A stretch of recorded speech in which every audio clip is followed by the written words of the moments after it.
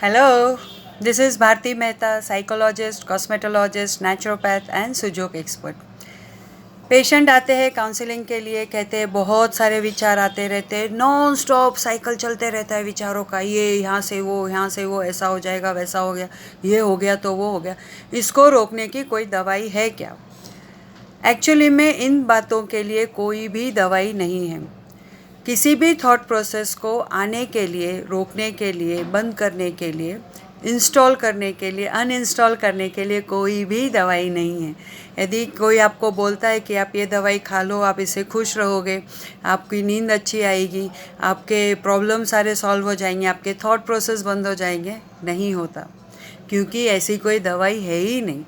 ये over thinking, worries, non stop जो आप सोचते रहते हो उसके बारे में, ये कहाँ से आया, ये कैसे हुआ?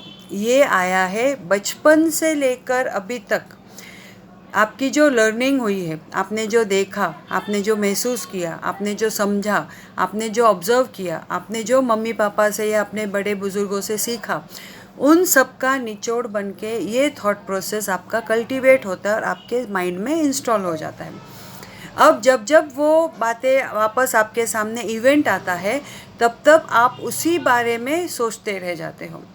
अभी बहुत बार ऐसा हो जाता है कि हमारे क्वेश्चंस के सामने हमारे बड़ों के पास आंसर नहीं थे, सही आंसर नहीं थे, तो उन्होंने कोई ऐसे आंसर दे दिए जो सेटिस्फाइड भी नहीं था, गलत भी था, या उसका कोई मतलब ही नहीं था।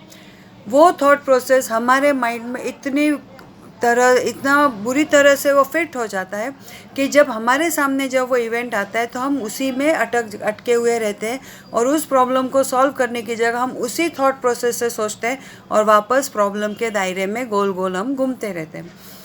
ये सारी लर्निंग्स क्या है? तो आपके फ्रेंड्स कैसे हैं, आपके रिलेटिव्स कैसे हैं, आपका स्कूल कैसा है, आपका जोग्राफिकल एनवायरनमेंट कैसा है, आपका सोशल एनवायरनमेंट कैसा है, आपका वे ऑफ एंटरटेनमेंट कैसा है, आपने उसको कैसे लिया है, आपने उसको कैसे समझा है, ये सब जो निचोड़ होता है थॉट प्रोसेस, वहाँ से बनता है।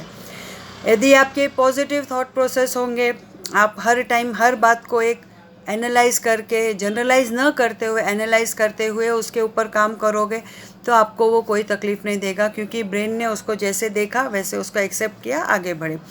लेकिन जब आप किसी बात पर अटक जाते हो और उस सिचुएशन को आप जनरलाइज करते हो और वहाँ पर आपका एनालिसिस आपका वापस पिछले पास्ट एक्सपीरियंस के हिसाब से बनता है, तब वहाँ पर प्रॉब्लम शुरू हो जाती है। फिर वो नेगेटिव थॉट्स, फिर वो अनचाहे विचार, फिर वो उसके अंदर और प्रॉब्लम जनरेटेड होना, पैनिक अटैक्स आना, बैड ड्रीमिंग आना, ये सब उस लर्निंग का नतीजा है जो अब तक आपने कमाया है या सीखा है या ऑब्ज़र्व किया है या स्टोर किया है। तो अभी हम उस कंटेंट को कैसे बदलेंगे? 1 दिन में, 10 दिन में, 5 दिन में ये नहीं होगा। इतने साल लगे हैं आपको ये थॉट प्रोसेस को बनाने में, तो उसको वापस रिकंस्ट्रक्ट करने के लिए कितना टाइम लगेगा? आप बहुत स्मार्ट हो, टैलेंटेड हो, तो भी आपको हर एक स्टेप पर आपको सोचना पड़ेगा, आपको उसके रास्ते निकालने पड़ेंगे। आपके थॉट प्रोसेस के दायरे को इतना सा न रखते हो, इतना बड़ा करना होगा, ताकि एक प्रॉब्लम के लिए आपके पास कम से कम 8-10 सोल्यूशन हो, तो आप धीरे धीरे उस गुत्थी से बाहर निकल सकते हो। जैसे जैसे आपके एक एक प्रॉब्लम के आंसर्स मिलते जाते हैं, आपने उस थॉट को, उस चैलेंज को, उस टास्क को पूरा किया एकदम पॉजिटिव वे में। तो ये क्या हो गया? तो ये आपके कॉन्शियस माइंड में करेक्शन मोड डेवलप हुआ। किस बात का करेक्शन मोड डेवलप हुआ? पहले के थॉट प्रोसेस को रिप्लेस किया अभी के थॉट प्रोसेस में, अभी के ज़माने के हिसाब से। तो कॉन्स्टेंटली अवेयर होकर, कॉन्शियसली आप यदि अपने इस कॉन्शियस मोड को एक्टिव रखते हो, ऑटोमेटिकली आपके थॉट्स आने बंद हो जाते हैं, क्योंकि वहाँ का सब डस्टिंग हो चुका होता है। जो हम दिवाली में करते हैं, घर की करते हैं, विचारों की नहीं, अभी हम विचारों की भी डस्टिंग करेंगे। तो start practicing, start learning, daily see to it कि आप 2 से 3 प्रॉब्लम्स आपके जो थॉट्स पे आ रहे हैं उसको आप एनालाइज करें, उसके रास्ते ढूंढें, और उसको ऑटोमेटिकली वो डाइवर्ट होके आपके एक लर्निंग में ऐड ऑन हो जाएगा, रीप्रोग्राम हो जाएगा। तो ये सादा सिंपल सा बिना दवाई का रास्ता है कि आप अपने साइकोलॉजिकल इश्यूज़ के ऊपर कैसे काम करते हो।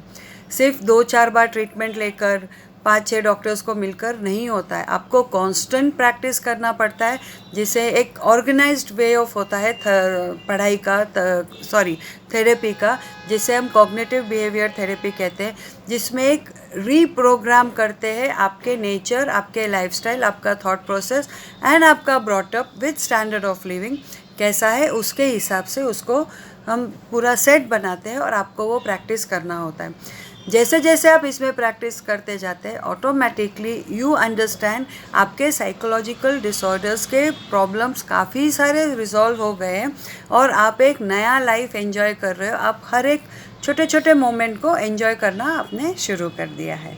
सो लर्निंग से रीलर्निंग, कॉन्शियस मोड ऑन रखते हुए अपने आप को बेहतर बनाएं, इम्प्रूव करें, क्योंकि फिजियोलॉजिकल प्रॉब्लम्स के लिए मेडिसिन है, साइकोलॉजिकल प्रॉब्लम्स के लिए मेडिसिन नहीं है। जो आपने कल्टीवेट किया है आपको ही उसको वापस करेक्ट करना है, हम सिर्फ उसमें आपकी मदद करते हैं। बाय।